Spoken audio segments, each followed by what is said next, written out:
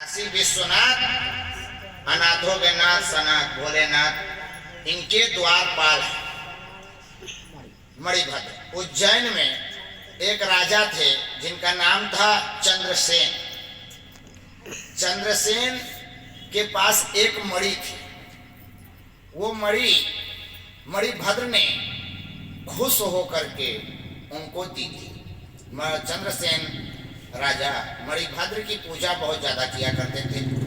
मणिभद्र जी खुश होकर के उन्हें एक मणि दी थी, जो कि प्रतिदिन 100 किलो सोना देती थी। प्रतिदिन उस मणि से 100 किलो सोना निकला करते थे प्रतिदिन। और उनका राज्य साम्राज्य दिन दूना रात चौगुना तरक्की कर रहा था। इसको देख करके आसपास के राजा जो है जलन हो जाती है कि आखिर ये कैसे बढ़ रहा है, क्या कारण है, क्या उद्देश्य। जैसे आपस में घर में भी अगर कोई बात होती है, देवरानी और जेठानी, देवरान और जेठान दूठ हो, अगर दो चूल्हा हो जाए अलग अलग, तो क्या काम ऐसा है, देवर ऐसा कौन सा काम कर रहा है कि इतना जल्दी बढ़ रहा है, हम भी कर रहे हैं नहीं हो रहा है।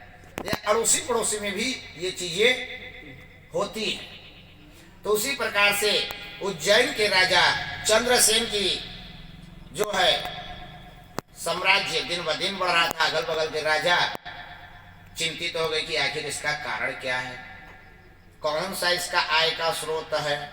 इसके वजह से बार बार हमला करते, बार बार जब हमला करते और चंद्रसेन उनसे युद्ध करते और जीत जाते, हमेशा जीत जाते।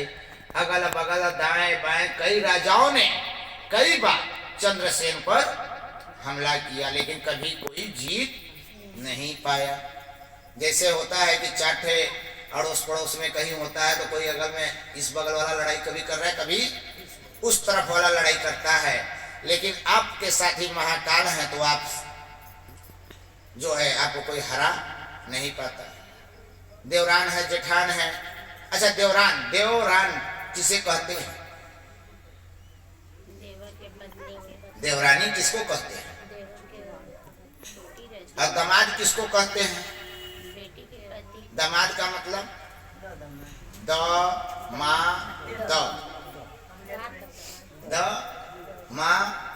द जो दे, दामाद का यही काम है। द मा द मतलब दमादी है। तो उसी प्रकार से बताइए देवरानी किसे कहते हैं? जिसे देवों ने ही रानी बना दिया हो,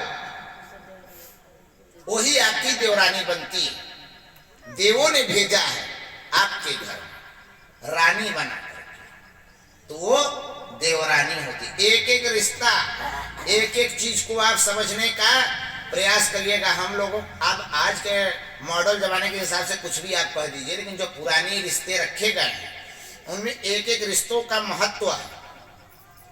दामाद, देवरानी, देवताओं ने आपके लिए एक रानी नियुक्त कर दिया, तो आप के घर में आ गई वो, तो वो आपकी क्या हो गई? देवरानी। क्यों किया नियुक्त?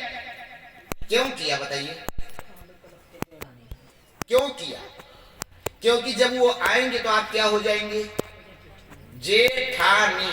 जय जयकार कराने के लिए, जिसकी जय जयकार हो उसकी वो हो जाती है जेठानी।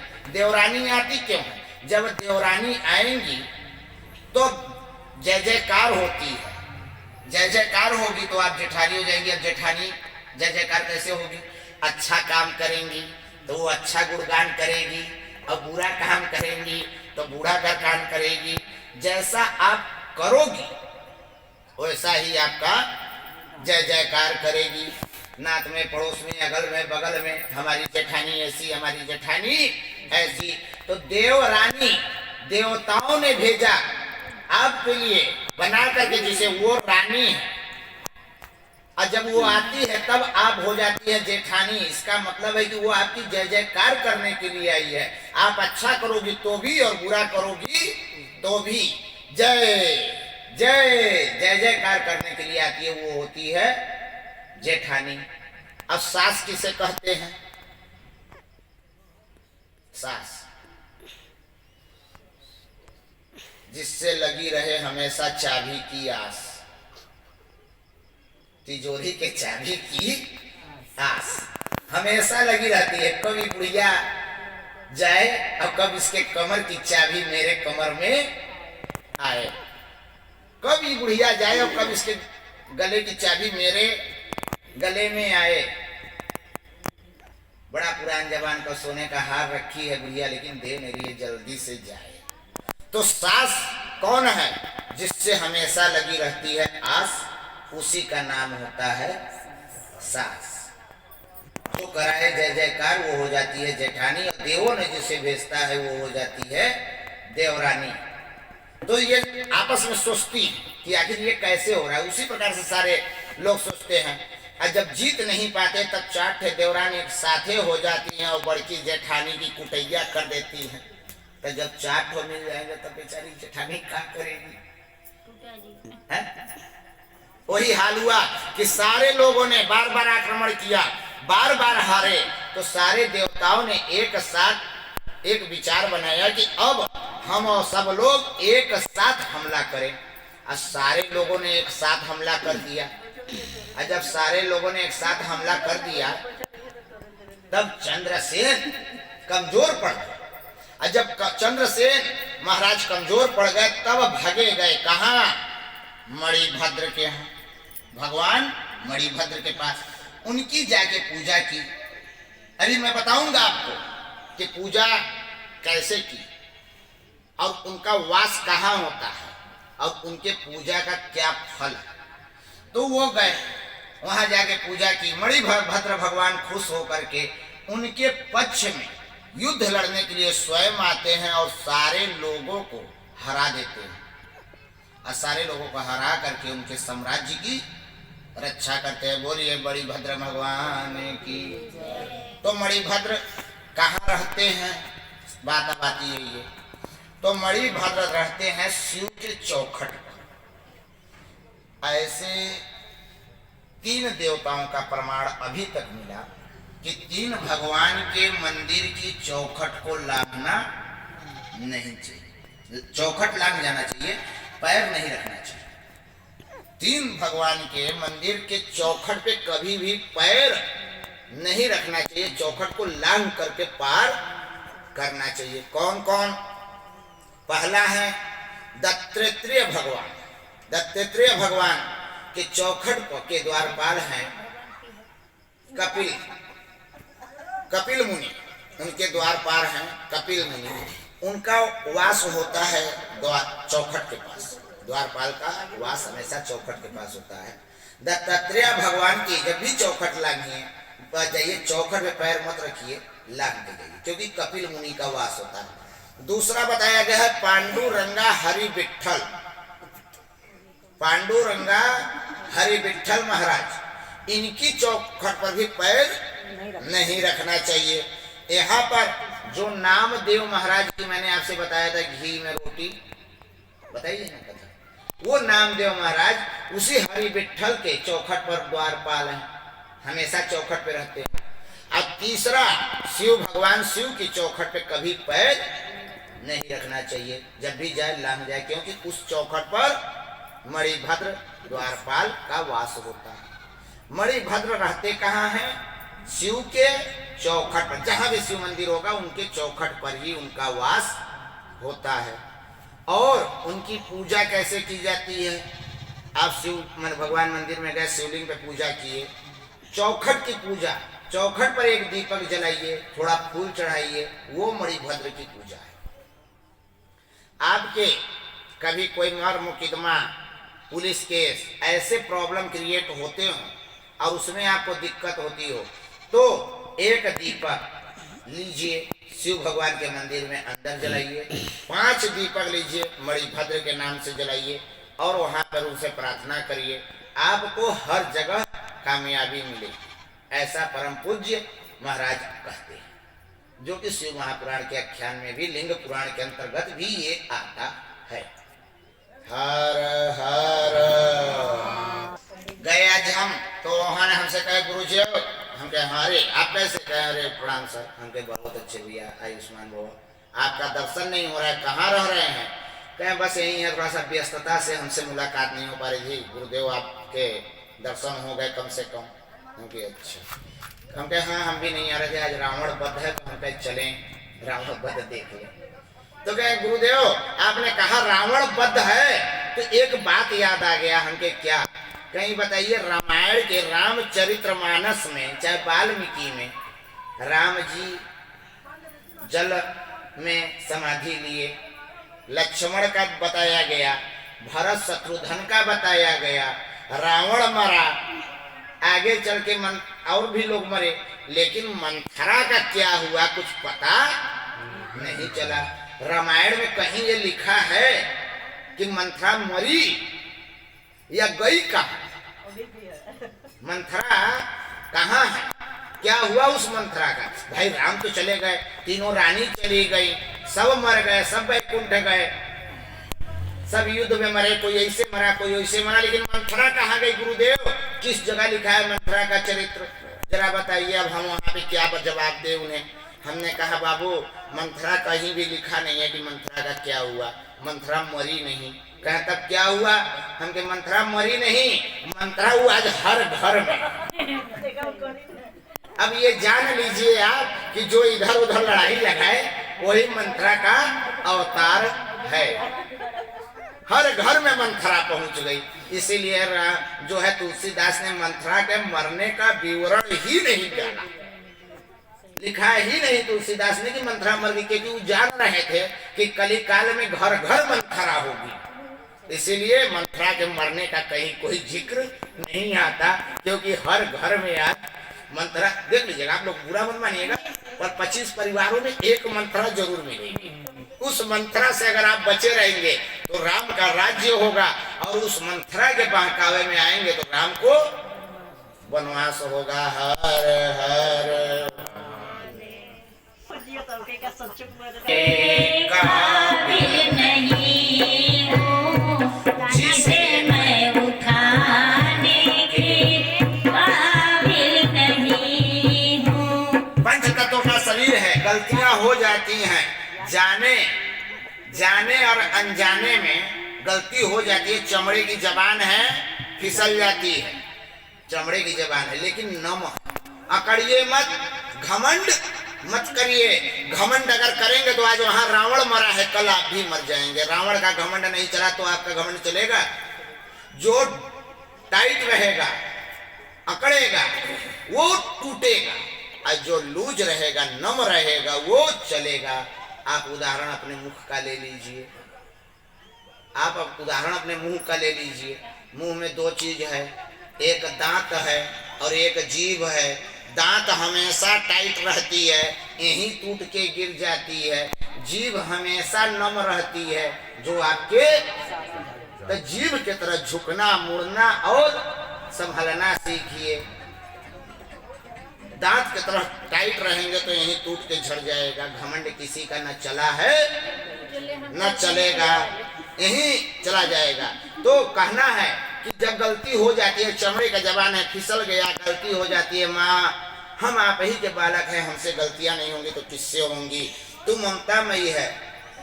रोते हुए कहता है क्या वो भक्त कि तेरी मेहरबानियों का है बोझ इतना, तेरी मेहरबानियों का है बोझ इतना, जिसे मैं उठाने के काबिल नहीं हूँ, जिसे मैं उठाने के काबिल नहीं हूँ। तेरी मेहरबानियों का है बोझ इतना, तेरी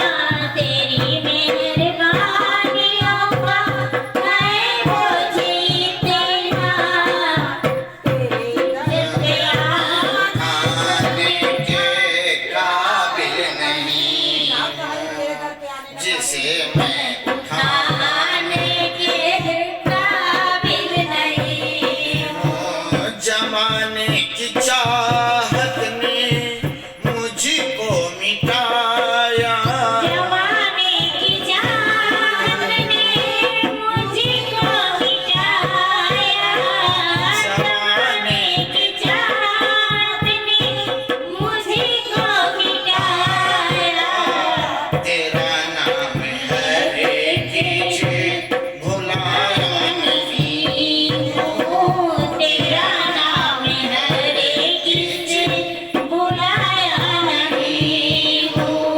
गुनाहगार हूँ मैं, खतावार हूँ मैं गुनहगार हूँ, मैं खतावार हूँ, मैं तुम्हें मुँह दिखाने के काबिल नहीं हूँ, तुम्हें मुँह दिखाने के काबिल नहीं हूँ।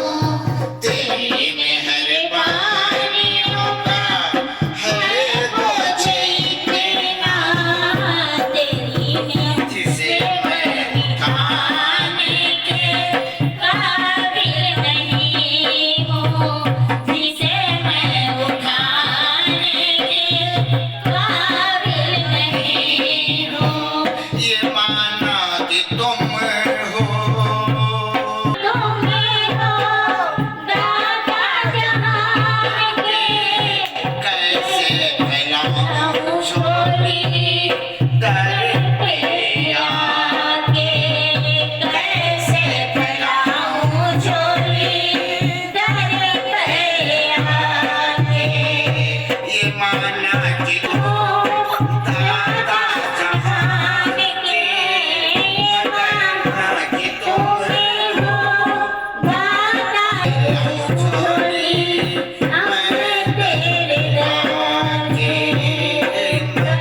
कैसे फैलाऊं दर पे आके। जो पहले दिया है, जो पहले दिया है, वही कम नहीं, जो पहले दिया है, वही कम नहीं है, उसी पे निभाने के काबिल नहीं हूँ, उसी को निभाने के काबिल नहीं हूँ। तेरी मेहरबानियों का है बोझ इतना तेरी मेहरबानियों का है बोझ इतना, जिसे मैं निभाने के काबिल नहीं हूँ, जिसे मैं निभाने के काबिल नहीं हूँ। तुमने अता की मुझे जिंदगानी, महिमा तेरी मैंने फिर भी न जानी। कर्जदार तेरी, अरे कर्जदार तेरी दया का मुझे देना, कर्जदार तेरी दया का मुझे देना, कि कर्जा चुकाने के काबिल नहीं हूँ, कि कर्जा चुकाने के काबिल नहीं हूँ। तेरी मेहरबानियों का है बोझ इतना, जिसे मैं निभाने के काबिल नहीं हूँ, जिसे मैं निभाने के काबिल नहीं हूँ। इतना माने दिया, कम नहीं दिया, इतना दे दिया। मैं अब क्या दे देता कुछ, अगर एक आध कम दे देता तो क्या कर लेते, लड़ लेते क्या आप उनसे?